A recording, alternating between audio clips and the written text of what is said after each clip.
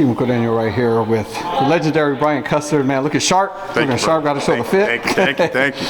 Man, we got Sebastian Fundora versus Carlos Ocampo this weekend. It's hard to get better than Errol Spence has got a first round knockout against him. Right? It's hard to get better than that. Yep. But as a fighter, do you think all fighters are kind of want to beat a measuring stick, want to kind of like, oh well, I'm better than that guy, and let me show you against this person? Yeah, I think for Fundora, I don't know if he kind of thinks like that. I just think that he was like, look, I want to fight for a title, and the only way I'm going to get it is I got to knock or beat these guys in front of me. And if this is the next guy in front of me, then let's get it. And I think that's the way he looks at it, because he's still young in the game.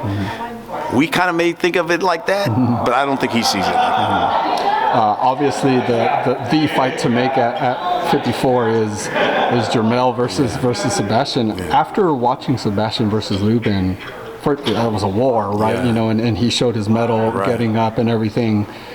How does Jermell deal with a guy that size, with that height advantage? Yeah, I think he realizes too that, you know, he can punch. I'm talking about Fundora now, and I think that's what he showed in that Lubin fight. And it will be really hard to get on the inside of this guy, especially if. And I think Sebastian's realizing too now that, you know what, I got this height and this reach for a reason. I need to start using it. And I think for Charlo, that's what he usually. You can see that he's at his best when he's on the outside. That's what happened with Castaño. He fought on the outside. He used his movement, and boom, he caught him. So I think that's why stylistically, boy, he's just a nightmare for a number of fighters. I think, you know, the difference with Charlo, he's so athletic and so powerful, and that's the thing that, you know, when you look at the 154-pound division, I don't know if there's a lot of guys who've got that athleticism and power that Charlo has.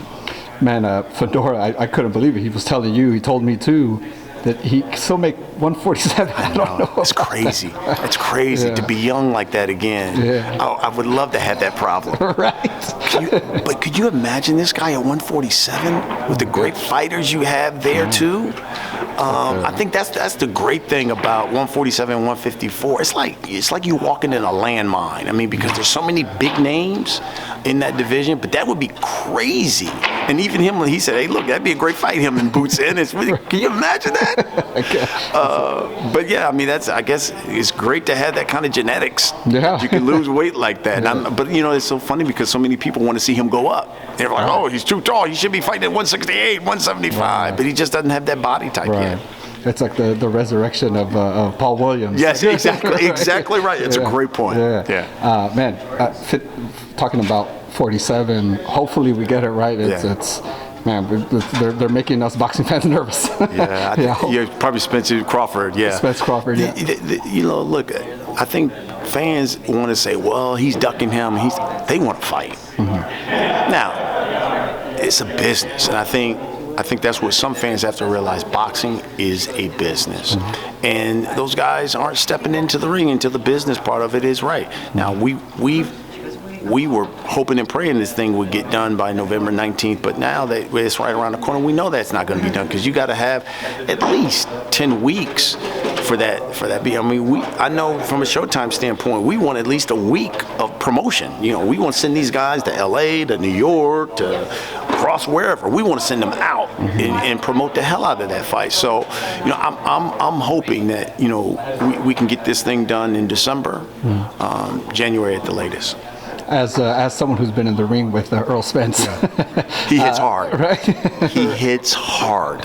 Yes. You're right-handed, right? You know what? I fight orthodox, but I'm really lefty. Oh, okay. Yeah. Okay. Yeah. I mean, I was going to ask, how does Spence deal with the switching of Terence Crawford? And you know, and there was and we did 3 rounds, and so I switched a couple of times, but you know, he hits to the body. He goes to the body so well and knows how to maneuver. And I'll tell you this too, that like some of the tricks of the trade. There were some things, and he would step on my foot where I couldn't move, and then he would just so he look at no, obviously he won't be able to do that against Crawford. Right. But no, he trust me, he's used to fighting orthodox. He's used to fighting southpaws.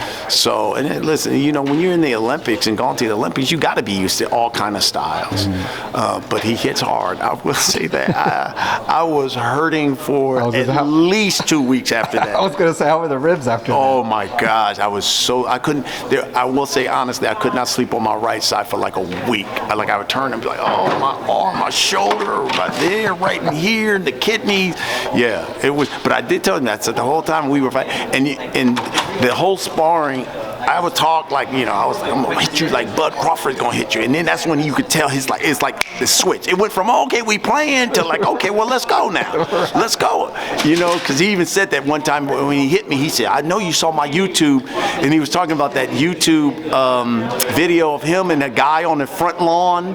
There was a guy, he was like a cookout. If you look at Errol Spence front yard fighting, some guy like challenges him to a fight, and they're in the front yard and they're just team. And this guy had to be about 250 pounds, and he's throwing, and Errol throwing these body punches and just crumbles the guy. And he said that to me when we were fighting. He's like, I know you saw my YouTube thing. I'm gonna kill these ribs. And then yeah, he went off. But it was. I tell you, it was one of the best things that's ever happened to me. Just being there with him and to see his skill level. And that, you know, you can tell that those guys, it's like, oh, it was fun and games at the beginning. And then he was like, okay, well, you in here now. And he's like, I'm going to tear your ass up. And yeah, he did. But it was fun. It really was. Is he the type of guy who talks while the sparring? Like, not really. Not a lot. But it was.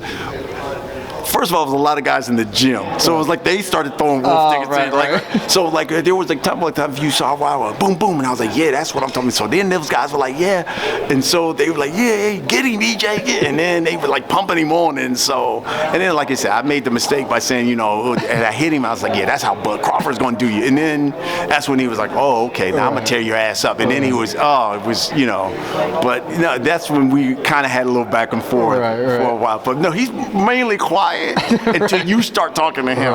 I made the mistake, I will say that. I started talking to him because I started feeling myself. I got a couple of shots up. Got a couple of shots. I was like, ooh, yeah. I was like, oh, I'll got him now.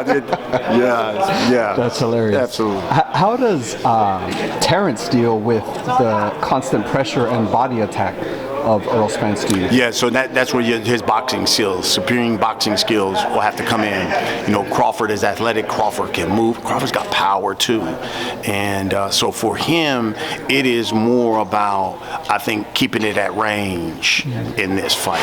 Definitely about range for him in this fight. I think the last thing Bud Crawford wants to do is let's fight on the inside and let's duke it out and see. That's not. I mean, Errol Spence is a body snatcher, so I would say it was probably at range for Bud. Do you think Bud switches throughout the fight, or just maybe just goes southpaw? Because I feel like most of his fights more recently, he'll start right-handed and then like a half a round and then he goes southpaw. And I think for Bud it is because he is really adept at fighting on both of them. It's probably about one of which one am I having more success at? If we both fighting southpaw and I'm getting my thing, okay, well then maybe I'll stay here. But you know, if he's doing it orthodox, then you probably see him fight more orthodox. And he's great at both sides though. Right. If we do get this fight and it does, you know, probably January, I'm thinking now, are you gonna try to spar with Bud as well? Yeah. or maybe just you're done with that part. I know, as people said that, they were like, "Yo, you gonna come get some of this?" Yeah, I don't know.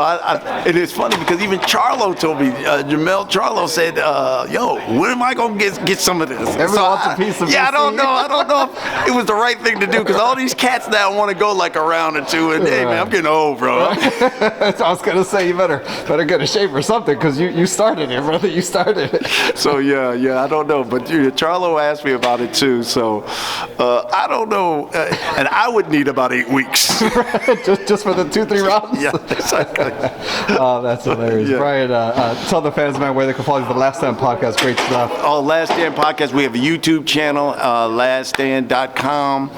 You can follow us on IG at Last Stand Podcast and at Custer TV on Twitter and on IG.